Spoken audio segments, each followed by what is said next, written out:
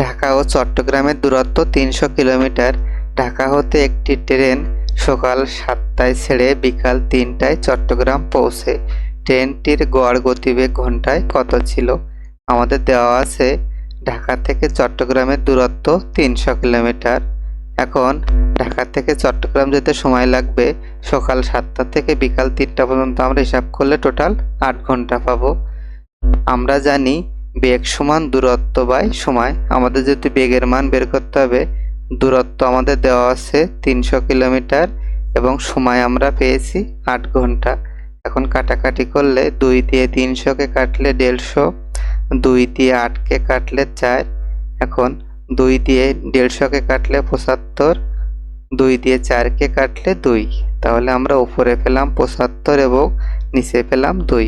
৭৫কে ২ দিয়ে ভাগ দিলে আমরা পাবো ৩৭.৫ কিলোমিটার পার ঘন্টা।